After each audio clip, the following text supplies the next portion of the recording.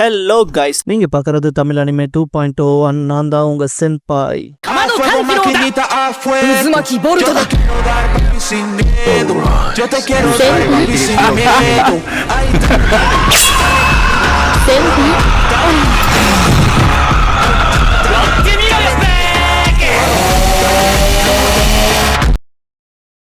இந்த வீடியோவில் spirit கிரானிக்கல்ஸோட season 2 episode 3 பார்க்க போறோம். எடுத்தது ரியோ அந்த அட்வைஸ் கேட்கறக்காக கிளம்புறேன்பா. மசட்டோ நீங்க திரும்பி வரக்குள்ள நான் ஸ்ட்ராங்கா இருப்பேன்பா, எல்லாரும் பார்த்து போங்கன்பாங்க. ரியோ எல்லாரும் ஜாக்கிரதையா இருங்கன்ட்டு கிளம்புவான். இதுக்கு முன்னாடியே உருசுலா கொடுத்துருப்பாங்களே டெலபோர்ட் ஸ்டோன், அதை யூஸ் பண்ணி தான் கிளம்பிருப்பான். எல்லாரும் அவன் மாயமா மறைஞ்சிட்டான்னு ஷாக் ஆவாங்க. இந்த இடத்துல மை ஹோம் அண்டர் அட்டாக்ங்கிற இந்த எபிசோடோட டைட்டில் போடுறாங்க. வில்லேஜ் ஆஃப் ஸ்பிரிட்ஸ்க்கு சேஃபா வந்திருப்பான் ரியோ. லட்டிஃபா பார்த்ததும் அண்ணான்ட்டு வந்து கட்டி பிடிச்சுப்பா. பார்த்தா அவங்களுக்கு ஒரு மானா டிஸ்டார்ஷன் ஏற்பட்டிருக்கும். அதை சென்ஸ் பண்ணி தான் ரியோவா தான் இருக்கும்ட்டு வந்திருப்பாங்க. ஆல்மா டீஸ் பண்ற போல. லட்டிஃபாவும் அக்கா சாராவும் வரக்குள்ள என்னென்ன வேலை பார்த்தாங்க தெரியுமா, எம்பாரசிங்கா போச்சுன்பா. சாரா புள்ள இல்ல நீயும் தானே அப்படி கலவரம் பண்ண மாதிரி வந்தீன்பா. லட்டிஃபா அவர் பாக்குற ஆர்வத்துல வந்திருப்போன்பா.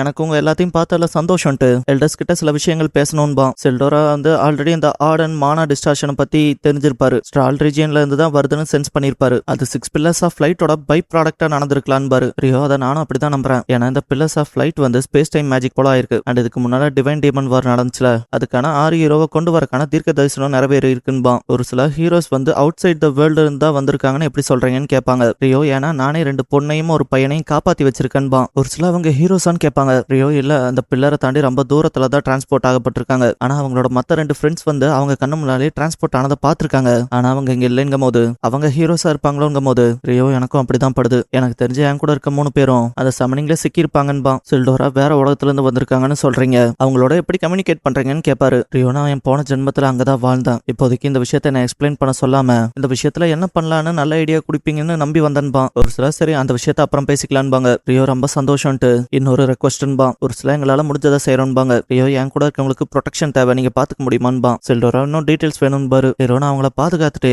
இந்த ஸ்பேஸ் டைம் மேஜிக்கான க்ளூவை தேட முடியாது. அதால நீங்க அவங்கள பாதுகாத்தா நான் போய் என் வேலையை பார்ப்பேன். அண்ட் அப்படியாப்பட்ட மேஜிக் இங்க இருக்கவங்களுக்கும் தெரியாதுலன்பா. ஒரு சில ஆமா, உலகம் விட்டு உலகம் போயிட்டு வரதெல்லாம் ரொம்ப பயங்கரமான பெரிய லெவல் மேஜிக்ன்பாங்க. டாமினிக் நாங்க பாதுகாக்கணுமா? அந்த 3 பேர் போகணுங்கவம் ரியோ. கூடவே என் ப்ரொஃபஸரும் வருவாங்க. அவங்களுக்கு ஃபோர்ஸ் பண்ணி கல்யாணம் பண்ணி வைக்கலான்னு பார்த்தாங்க. அவங்க அப்படி சஃபர் ஆகிறத வேதனைப்படுறத என்னால பார்க்க முடியாம நான் அவங்கள கடத்திட்டு வந்துட்டேன். இங்க எனக்காக அவங்களையும் பாத்துக்கணும்பா. மத்த பொண்ணுங்க வைக்கப்படுவாங்க. டாமினிக் சிரிச்சிருப்பாரு. நீ நல்ல ஒரு லேடி கில்லர் டைப் தான், எல்லாத்தையும் பாத்துக்கிறோம், கொண்டு வந்து விடு தம்பின்பாரு. ஒரு சில எங்க சைட்ல எந்த பிரச்சனையும் இல்லைன்பாங்க. செல்டோரா நானும் ஒத்துக்கிறேன், ஆனா எங்களோட வில்லேஜ் ரகசியங்கள் பாதுகாக்கப்படணும், அதை வெளியே பேசிக்க மாட்டோம்னா அவங்க சத்தியம் பண்ணி கொடுக்கணும் பாரு ரியோ. இம்பார்ட்டன்ஸான விஷயங்கள்ல நானே சொல்லி கூட்டிட்டு வந்துடுறேன். அவங்களை கூட்டிட்டு வர நான் நாளைக்கு போயிட்டு வந்துடுறேன்பா. இதுக்கப்புறம் ராத்திரி லட்டிஃபா கிட்ட உன் பர்மிஷன் இல்லாம என் பாஸ்ட் லைஃபை பத்தி சொன்னதுக்கு மன்னிச்சுக்க. எல்டர்ஸ்க்கு வேற எப்படி எக்ஸ்பிளைன் பண்ணியிருந்தாலும் புரிஞ்சிருக்காது, எனக்கு உதவி இருக்கவும் மாட்டாங்கன்பா. லட்டிஃபா அப்ப நானும் என் உண்மையை சொல்லிட்டான்பா. ரியோ உன்னதான் ஃபோர்ஸ் பண்ணலையே, நீ எதுவும் சொல்லணும்னு அவசியம் இல்லைன்பா. லட்டிஃபா ஜாப்பனீஸ் பீப்புள் கிட்ட எக்ஸ்பிளைன் பண்ணீங்களான்னு கேப்பா ரியோ. அவங்களை குழப்ப வேணான்னு எக்ஸ்பிளைன் பண்ணிட்டேன்பா. லட்டிஃபா சத்தியம் பண்ணி கொடுத்த நம்ம 2 பேத்துக்குள்ளதான் இருக்குன்னு.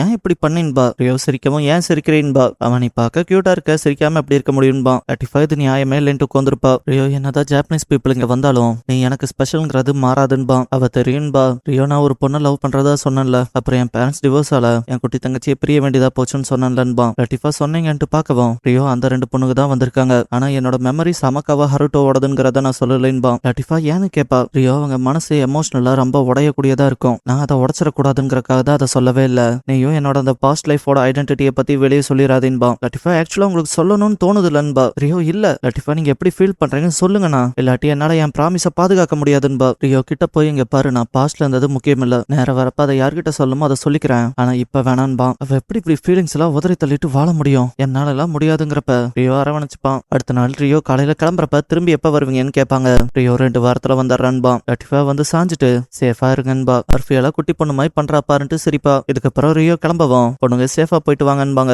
இதுக்கப்புறம் லிசலட் கார்லா கிங்டமோட கிங் பிராங்கோய்ஸ் கிட்ட பேச வந்திருப்பா. பெல்ட்ரம்ல நடந்த விஷயங்களை சொல்லவும் அவரு டியூக்யூ நாட்டை பாக்குறக்கு விரும்புறேன்ட்டுலாம் நம்ம ஹீரோவை அவங்க வந்து பாக்குறக்கு நான் ஒரு இன்விடேஷன் தரேன், என் சார்பில் கொண்டு போய் கொடுத்துருங்க. அதே போல அவங்களோட ஹீரோ ஏதோ சின்ன பையனாமேன்பாரு. அவன் பேரு ஹீரோவாக்கி சக்கட்டான்னு சொன்னாங்களேன்பாரு. அதை கேட்டு லாட்டே ஷாக் ஆகவும் பிராங்கோய்ஸ் வித்தியாசமான பேர்லன்பாரு. அவ எனக்கு ஏற்கனவே கேட்ட போலதான் இருக்குன்பா. பிராங்கோய்ஸ் என்ன நாஸ்டாலஜிக்காவான்பாரு. லிசலட் ஆக்சுவலா நான் அந்த பேரை வாழ்நாள்ல கேட்டதில்லைன்ட்டு அந்த விஷயம் ஏதோ ஸ்ட்ரைக் ஆன போல இருக்கும், நமக்கு கிங்டம் வந்தாங்களே அவங்க பேர் என்னன்னு சொல்லி கேப்பா. பிராங்கோய்ஸ் சுமரகி சாட்ஸ்கின்கவும் லிசலட் புரிஞ்சுப்பா. 2 பேரும் நான் நினைச்ச போலதான் எங்க இருந்தோ வந்திருக்காங்கன்னு. பிராங்கோய்ஸும் 2 பேரும் ஒரே இடத்துல இருந்தா வந்திருப்பாங்க போலன்பாரு. இதுக்கப்புறம் கிங் அவரோட பொண்ணுகிட்ட அவங்களை கூட்டிட்டு போய் நம்ம ஊருக்கு வந்த ஹீரோவை காட்டுன்பாரு. சொல்லுவாரு. அந்த பொண்ணும் சரின்ட்டு கிளம்பும். சார்லட் கதவுக்கு முன்னாலேயே நின்னுட்டு அங்க உள்ள வரலாமான்னு பர்மிஷன் கேப்பா. சாட்ஸ்கி சரி வாங்கன்கவும் டோர் ஓபன் பண்ணி பார்த்தா சாட்ஸ்கி வந்து இந்த ஊருக்கான காஸ்டியூம்ல நிப்பா. லைக் ஒரு வாரியர் போல. லிசலாட் பார்த்து ஷாக் ஆயிருப்பா. சாட்ஸ்கி அவளை பார்த்ததும் நீங்கதான் மிஸ் லிசலாட்டான்னு கேப்பா. இதுக்கப்புறம் கிங்டம்க்கு வெளியே இருக்க ரைஸ காட்டுவாங்க. அவன் ஜாம்பி மாதிரியான ஒரு கிரியேச்சர்ஸ படையா வச்சிருப்பான். அவன் அதுக கிட்ட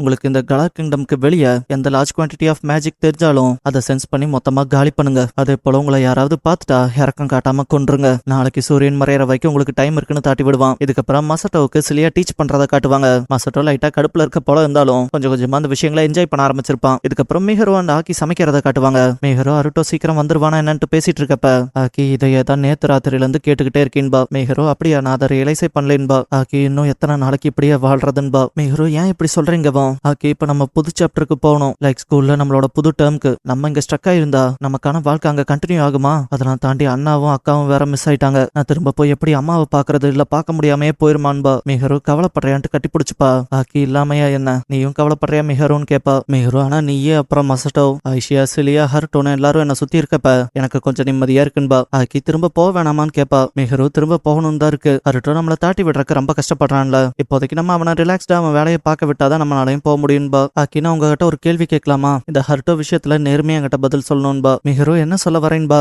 ஆக்கி நீங்க ஜப்பான்ல இருக்க வரைக்கும் உங்களை சுத்தி ஏதாவது பையன் வந்தாலே ஒரு மாதிரி ஆங்ஷியஸ் ஆவீங்க. ஆனா ஹர்டோ கிட்ட கம்ஃபர்ட்டா இருக்க போல இருக்குன்பா. மிஹரோ அவன் நமக்கு ஹெல்ப் பண்றான்ல அண்ட் ரொம்ப கைண்ட் பர்சனா இருக்கான் கூடவேங்கிறப்ப ஆக்கி என்னன்னு கேப்பா. மிஹரோ அந்த ஹர்டோங்கிற பேரு இவனும் அவன் போலவேங்கிறப்ப ஆக்கி என் அண்ணனை எதுக்கு இங்க சேர்க்கறீங்கன்ட்டு கடுப்பாவா. மிஹரோ மன்னிச்சுக்கன்பா. ஆக்கி என்ன மன்னிச்சுங்க நான் தான் கொஞ்சம் ரூடா நடந்துக்கிட்டேன்பா. மிஹரோ இல்ல நான் மன்னிப்பு கேட்டே ஆகணும்பா. ஆக்கி நான் கொஞ்சம் வெளியே போய் கூல் ஆயிட்டு வரேன்ட்டு கிளம்பிருப்பா. மிஹரோ வருத்தப்படுவா. ஆக்கி வெளியே வந்தவன் நான் ஏன் இப்படி இடியட் போல நடந்துக்கிட்டேன்ட்டு கொஞ்சம் அவன் மேலேயே கோவப்பட்டுப்பா. ஒருவேளை மிஹரோ இன்னுமே அவனை காதலிக்கிறாங்களா என்னன்ட்டு எனக்கு எப்படி தெரியும்ட்டு மண்டையை பிச்சுட்டு கிடப்பா. ரைஸோட ஜாம்பிஸ் இந்த பக்கம் வந்திருக்குங்க. ஆஷியா அதை சென்ஸ் பண்ண போல இருக்கும். மிஹரோ ஆக்கின்ட்டு இங்க வரவும் ஆக்கி நீங்க இங்க என்ன பண்றீங்கன்னு கேப்பா. அவனா அது வந்துங்கும் போது முன்னால எதையோ பார்த்து பயந்த போல இருக்கும். ஆக்கி அந்த ஜாம்பிஸை நோட் பண்ணிருப்பா. அதெல்லாம் என்னங்கிறப்ப மிஹரோ நம்ம உள்ள போகணும்பா. அந்த ஜாம்பிஸ்ல ஒண்ணு அசால்ட்டா பேரியர் கடந்து வந்து அட்டாக் பண்ண பாக்கும். பொண்ணுங்க ரெண்டு பேரும் ரொம்ப பயந்துருப்பாங்க. ஆஷியா அசால்ட்டா அதை காலி பண்ணிட்டு ஃபுல் பவரை யூஸ் பண்ணுவா. உள்ள இருக்க மசட்டோவுக்கு பயங்கரமான அதிர்வு ஃபீல் ஆகும். ஏதோ வெடிச்ச போல இருக்கு என்ன நடக்குதுன்னு கேட்பான் சிலியா கிட்ட. அவன் இங்கே இருன்பா. அவன் என்ன சொன்னேன்ட்டு பாக்குறப்ப